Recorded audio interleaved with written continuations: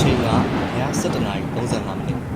်လွန်နေတယောက်မအိတ်ချင်သေးတဲ့အတွက်ပုံကိုပေးချပြီးမနှက်ဖြန်ပို့ရမယ့် order တွေကိုစည်ရင်းလုပ်ပြီးတော့ပေါချဖြတ်နေပါတယ်ထိုစဉ်ဖုံးမနိုတီတက်လို့အချက်ပေးတန်ထွက်ပေါ်လာပါတယ်လွန်ရွယ်ရေးလက်စပေါချကိုခဏရက်ထားပြီးဖုံးကိုယူကြည့်လိုက်ပါတယ်မင်းမရေအမာရုပ်ပျောက်စေးလေးမှာခြင်းလို့ရအောင်မလားယင်နန်းကီတီအမည်ရှိတဲ့ Facebook အကောင့်ကလွန်ရွယ်ရဲ့ online shop page မှာကွန်ပစ္စည်းမှာယူကိုစာပို့လာတာပဲဖြစ်ပါတယ်လွန်ရွယ်တယောက်အရန်ဝမ်းသာသွားတယ်သူ့စီမှာအမာရုပ်ပျောက်စေးဘူးလက်ကျန်တပူးသာရှိတော့တဲ့အတွက်အခုမှတဲ့ customer ကိုရအောင်ရောင်းမယ်လို့စိတ်ကတွေးပြီးတော့စာပြန်ပို့လိုက်တယ်ရတာပေါ့ညီမလေးရဲ့ဘယ်ကိုပို့ပေးရမလဲအဲ့ဒီမှာနန်းကီတီကနေပြီးတော့ reply ပြန်နေပါတယ်ဟုတ်ဒီလိပ်စာလေးကိုပဲပို့ပေးပါနော်မြန်မြန်လေးလာပို့ပေးရင်တော့တိတ်ကောင်းပါပဲဆိုပြီးတော့စာကအဲ့ဒီမှာပဲရ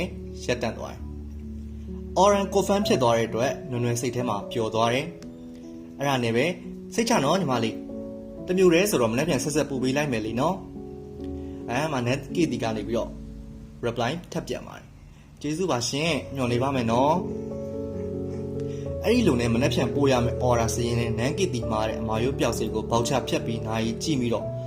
12:05မိနစ်ဖြစ်နေပါပြီနွယ်နွယ်တယောက်မနေ့အလုပ်တွေရှိသေးတာမို့လို့အလုပ်တွေလက်စတက်ပြီးတော့ညဘက်အိပ်ရဝင်ခဲ့ပါတော့တယ်မိုးလင်းတော့နွယ်နွယ်တယောက်ရေမိုးချိုးမနေ့စာစားတော့ပြီးကိုတန်းစင်စီကိုဖုန်းဆက်လိုက်ပါတယ်ကိုတန်းစင်ဆိုတာကတော့နွယ်နွယ်ရဲ့ချစ်သူကောင်းလေးပါနွယ်နွယ်က online shop လုပ်ပြီးတော့ကိုတန်းစင်ကနွယ်နွယ်အလုပ်တွေကူပေးနဲ့ delivery အလုပ်ကိုလည်းလုပ်ပေးပါတယ်မနေ့10:00 နာရီခွဲလောက်နွယ်နွယ်စီကိုတန်းစင်ရောက်လာတော့ပို့ရမယ့်အထုပ်တွေပေးပြီးတော့လမ်းကြောင်းတေချာဆွဲပါတယ်delivery လမ်းကြောင်းဆွဲပြီးတဲ့အခါမှာတော့မနေ့ညကနန်းကီတီဆိုတဲ့ကောင်မလေးကနောက်ဆုံးပို့ရမယ့် order ဖြစ်သွားပါတယ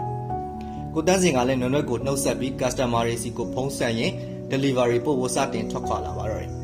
ဒီလိုနဲ့တအိမ်မိတအိမ်ပို့ရင်းနဲ့ည9:00 နာရီခွဲအချိန်ကိုရောက်သွားခဲ့ပါပြီနန်းကီတီစီပို့ရမယ့်အထုပ်ကလည်းဒီနေ့ပို့ပေးရမယ်ပြောထားတော့သွားမပို့လို့ကလည်းမဖြစ်ပြန်အိမ်ပြန်နောက်ကျလဲကြပါစေတော့ဆိုပြီးတော့အခုလာပို့မယ့်အကြောင်းကိုဖုန်းဆက်ဖို့ဖုန်းနံပါတ်ကိုနှိပ်ပြီးတော့ခေါ်လိုက်ပါတယ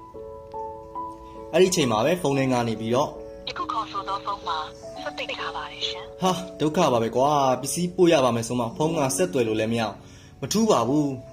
းလိပ်စာပြည့်စုံပါနေတာပဲသွားပို့လိုက်တာပဲကောင်းပါတယ်ဆိုပြီးတော့စပိန်တောက်ကိုဖြုတ်ပြီးနန်းကီတီပေးထားတဲ့လိပ်စာအတိုင်းခရီးနှင်ခဲ့ပါတော့တယ်အချိန်ကည8:15မိနစ်တန်းစင်တယောက်ပေးထားတဲ့လိပ်စာအတိုင်းပဲရက်ွက်ထဲကိုရောက်နေပြီအိမ်ကဘယ်နားမှမတေချာမသိတော့နီးစက်ရလူကိုမေဖို့ပတ်ဝန်းကျင်ကိုကိုတက်စင်တစ်ချက်ဝေးကြည့်လိုက်တယ်တရက်ကွက်လုံးကတိတ်ဆိတ်နေလို့လမ်းဘေးမီးတိုင်ကလည်းမီးလုံးတွေကလင်းတစ်ချက်မလင်းတစ်ချက်နဲ့ဒီကြားထဲလမ်းဘေးခွေးတွေကလည်းလူကိုတွေ့တော့ထိုးဟောင်လိုက်ဥလိုက်နဲ့ချက်တီးတော့ထမိသွားပါတယ်အဲ့ဒီလိုနဲ့စပိန်ကိုမနှင်းတော့ပဲတွန်းလာရင်းနဲ့လမ်းမှာအသားပြပြကောင်မလေးတစ်ယောက်ကိုတွေ့ပြီးတော့ဒီလိပ်စာဗမာလဲဆိုပြီးတော့မေးကြည့်လိုက်ပါတယ်ကောင်မလေးကစကားမပြောတတ်ဘူးထင်ပါရဲ့ဘာမှပြန်မပြောပဲသူလက်ညှိုးထိုးညွှန်ပြပြီးလှည့်ထွက်သွားတယ်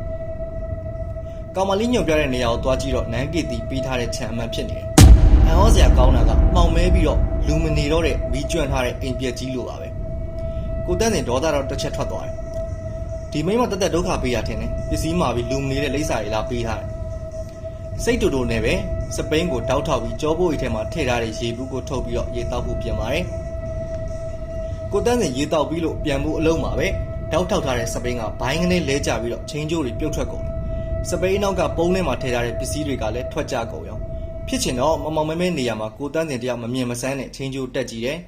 တက်လို့ကမရဘူးချွေးတွေကလည်းပြန်နေပြီခွေးတွေကလည်းဥရာမှလုံးဝကိုမရက်ဘူးနိုင်ကိုကြည့်လိုက်တော့9 နာရီထိုးဖို့15မိနစ်လို့အဲ့ဒီအချိန်မှာခွေးနဲ့ကြီးတကောင်ကကိုတန်းစင်စပိန်နောက်ကိုပြေးလာပြီးကြာနေတဲ့ပစ္စည်းတွေကိုအစာမပြီးဆွဲဖို့တဟုန်တိုးပြေးလာတယ်ရှူတော့ဒီခွေးကနာတော့မယ်ဘလို့မှ6လို့မြကိုတက်စီအနောက်ကိုဆုပ်ပြီးခွေးကိုလှမ်းဖို့ဂဲလုံးရှာကြည့်တယ်အဲ့ဒီအခါမှာခွေးကတစုံတစ်ခုကိုမြင်သွားပြီးတော့အတန်တိတ်သွားတယ်ကိုတက်စင်ကိုလည်းရံမပြုတ်တော့ကိုတက်စင်ကလည်းအလင်းရောင်တိတ်မရတော့ခွေးက